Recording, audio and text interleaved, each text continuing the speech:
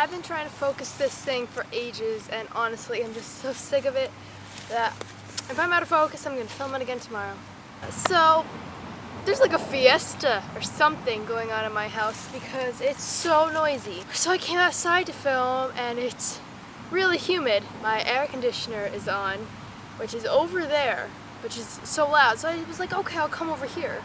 Not only is my neighbor's air conditioning on right there, the cars are behind me, but it's a nice background, right? Today I'm going to be talking about A Court of Thorns and Roses by Sarah J. Maas, who just happens to be my favorite author ever. If you have yet to read this, then my #1 recommendation is to definitely go to the back and look at the pronunciation guide right from the start. I wish I did that.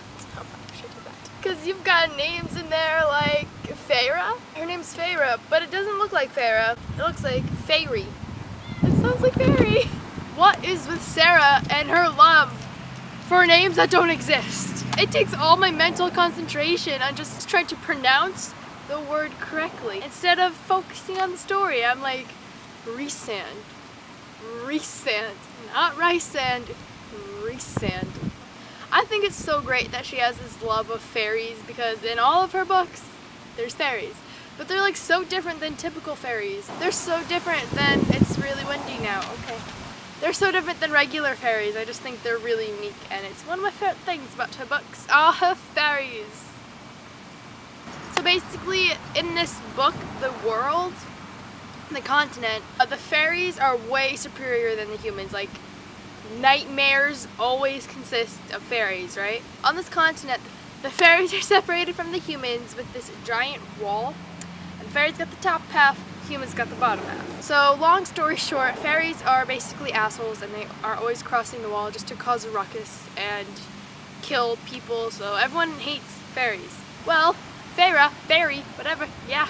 The only way these fairies and humans can live in peace is this treaty that they all signed, and basically the treaty says you can't kill anyone. Well, you know, the fairies every now and then kill some people, but the people can't really retaliate because they're fairies. Well, Farah, our lovable little main character, accidentally kills a fairy, and as her punishment for going against the treaty, she has to live on this fairy's property for her entire life. And it's so good. It is so good. And I had such high standards for this book, and honestly,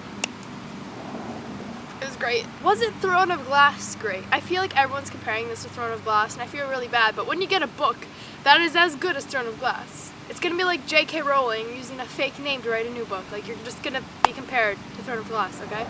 Is it as good as Throne of Glass? I mean, Farah isn't Selena, so I think that's the thing that really is just not Throne of Glass for me. Like, in Throne of Glass, I'm in tears wishing I could be like Selena. Right now, not really wishing I could be like Farah. No. I'm gonna go, and I'm gonna discuss the book because it's really good, and you should go read it so that you can discuss it with people too. So, let's talk some characters, right? Actually, before I do that, speaking of Selena, I was just thinking, I want to see Selena go through those trials because, oh dude, she would be so cool at it. Selena would like jump on the worm and ride it and then like just cause a show just because she wants to. Right, so characters. We have Farah, who is kind of cool, kind of stupid.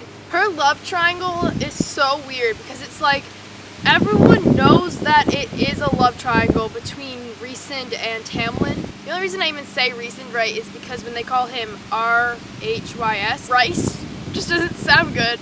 Yo, Rice. Yeah, Rice. So that's when I started saying Rhys like you're supposed to, and then that just led to Rhysand. It's so weird because we all like know it's a love triangle, even though literally it's only been Farah and Tamlin that have done anything. Like, she hasn't done anything with what's his face, Rhysand. But it's really obvious that something's gonna happen. Like, just it's so obvious. I don't know who I ship, really. Like, I really like Tamlin, but I'm really afraid that he's gonna become one of those boyfriends that's like really annoying and overprotective, cough cough Kale. But at the same time, I kind of love him, but then even when Rhysand was going like full out asshole under the mountain, I still loved him. I felt like he was the kind of character that's like a Will Herondale kind of character. Not per se with the same background reason why he's so mean, but if you read those books, do you kind of understand what I'm saying, hopefully? I feel like he's not really mean. Yeah, does that make any sense? So he was doing all this stuff and I was like, there's a reason for it. There has to be a reason for it because like I love him. I don't ship him more with Feyre because I love Tamlin and Feyre so much that I don't know if I can ship anyone else. I have a feeling though when like the next book comes around and most likely in the next book we see Rhysand and Feyre, they're gonna take over for me because he's already like really pushing Tamlin and he hasn't even done anything yet. Then we got Ametha. Oh, that Ametha. It took me so long just to say her name in my head. I was like, Ametha. Ametha is the perfect villain though. She is crazy and corrupt, but she has like a good backstory for her. I really thought that whenever Jorian's, oh my god, stop making fun of me. Whenever Jorian's eye was moving in her ring, I thought he was like trying to communicate with Feyre, and I was like, Feyre, look at the ring, he's saying something. He wasn't saying anything, I was kind of disappointed. I really thought he was like trying to tell her, don't do the trials, or like, pick that lever. No, he was just being useless, sitting there in a ring. I forgot that this was based on Beauty and the Beast at first. I don't really know why, I was just like, I was reading it and I forgot that it was based on that, so everything that happened was a surprise. Like, I did not predict anything based on Beauty and the Beast. It wasn't until Alice explained the curse that he needed this specific, until Alice explained that Tamlin needed this specific girl to fall in love with him, that I was like, oh my god, wait, it is based off Beauty and the Beast. And then like everything clicked and you know, it actually blended really, really well. Like, almost better than the Lunar Chronicles. Almost. But just everything blended so well. Like, I was completely blown away when they were giving all these backstories and I was like, oh my god, it is literally Beauty and the Beast, but like so much better. I love Lucien. Oh my god, I love him. In the beginning, I thought he was I didn't like him in the beginning. Even when he had like those snarky comments, and in my head I was like, he's gonna be a character you fall in love with, you know that. He's gonna be like the best sidekick. I was like, I hate him. And like, now I love him. Now the trials go on, and he like puts his neck out for Feyre, and I'm like, I have to admit, like in the beginning I was wondering if Tamlin, Lucien, Feyre were gonna be a love triangle. I can't be the only one who thought that. I mean, it was the three of them in the house. But then their friendship started to grow and I thought it was really cute and I was like, he's going to be valuable later on. I feel so bad for him though because he was always the one that was like getting picked on and like he not only had his eye taken out like years beforehand, but no one else was tied down except for Lucien. It was always Lucien, always him. Like, he does something nice, he gets 20 lashes, you know, but he was such a valuable asset to her and it was just cute. I feel like it's an entire thing. I'm just comparing characters to different books, but shut up. He reminds me of Jamie from Mara Dyer, just with his like snarky comments. I loved whenever Tamlin and Feyre were flirting, he would just have something to say about it. Cauldron help me, and I was like, that's another thing I love about Sarah's writing, is that like Cauldron help me, she always has those things going on. Like, I couldn't be able to pull that off. Like so casually, it's great. Oh my Cauldron, whatever. I also love that even in this fantasy thing, they have like modern curses. Like, someone told Feyre, well, I don't think you have the balls to do it, and she was like throwing everything out there. I was like, thank you. Like, I don't know why, but I like that. I think it just makes things a bit easier, a bit closer to home. I think that Rhysand has feelings for Feyre. That's so obvious, but I feel like he had to have had feelings for her before Under the Mountain, because he said that Claire was Feyre, so that Claire would die instead of Feyre. So I think he obviously had feelings for her in the beginning, almost without realizing it maybe. I feel like that's why he kept helping her, not only because of like so the curse could be lifted, but because he liked her. I think it's because of her courage and because like she went under the mountain for Tamlin and she was kicking ass all the places. I trusted him, okay? And I'm so happy I did because I was right.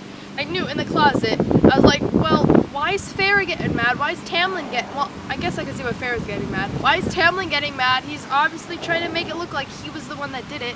Tamlin was kind of an idiot. but I still love him because I can understand. I feel like he almost doesn't want to do the bargain thing, but it's like part of his walls and his mask and his like strong exterior to make it seem like he doesn't want Farah there and he doesn't like her. That's what the bargain thing is all about. My dad just pulled up and he was like, oh, why are you sitting in front of a camera? And I was like, oops. Speaking of Ryson, see this? See this? Right here? That's the tattoo he gave her. I think. At least, yeah, I'm pretty sure it is. And I didn't even realize it until I finished the book and I was just staring at it and I was like, oh my god, this is tattoo. But what's this? What's this crown for? Is that foreshadowing? Or is Farah queen? So with the trials, the worm was definitely my favorite because it was just like so much fun to read about. You know, just her having like the plan that we don't know about, and it was really cool, and just to see the shocked expressions on everyone's faces. But Amethyst was like, no, one person thought you would win. At first I thought it was Lucian, then I gave it more thought, and then I was like, no, it was recent. But I think with the worm, like that's when Amethyst realized that she really underestimated Farah. This girl is cooler than you're ever gonna be. 'Cause she was human. She was human, completing fairy challenges. So I knew. I feel like this whole thing, I'm like, I knew. I'm not like that. I just like, I knew. Whatever. I'm not like that.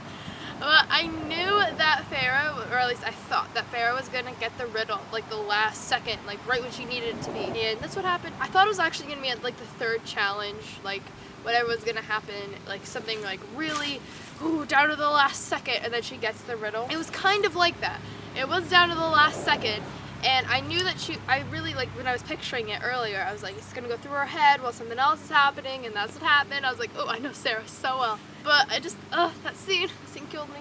It would have been cheesy for anyone else to have love be the answer of the riddle. For anyone but Sarah, I think it would be pretty cheesy, but it's like the way she works it in, and the way she makes everything explode with perfection. It was not cheesy at all. It was.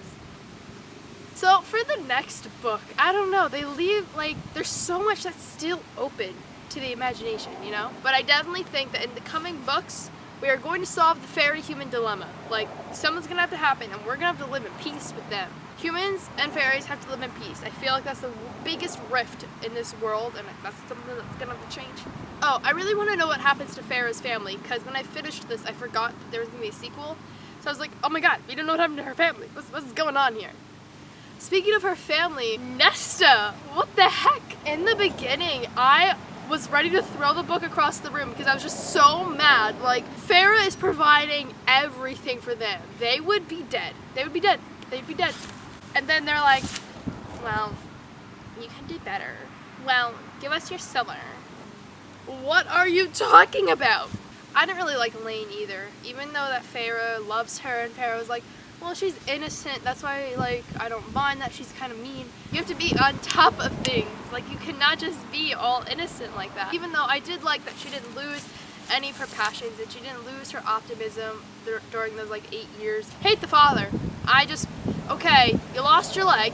Okay, your daughter didn't have a childhood. Okay, but you did. You did. Okay, you lost your leg, buddy, I'm sorry. But you have 3 children. Take care of them. Oh my god. For me, if I was Nesta, I just wouldn't let my little sister take care of the family out of pride almost. If I were taking care of the family, my motive would be pride. Like, she is younger than me. She cannot test me up like this. But I really, really love this book. Oh, I'm so excited for the next book. And tell me what you thought about it down below. Tell me who your ship is so far. I love Tamlin. And, like, this has never happened to me before where I love Tamlin, but I just keep complimenting Recent because I kind of really like him, so I don't know. Thank you so much for watching, and I'll see you next time because now it's summer and I can post all the time. Yay! Bye!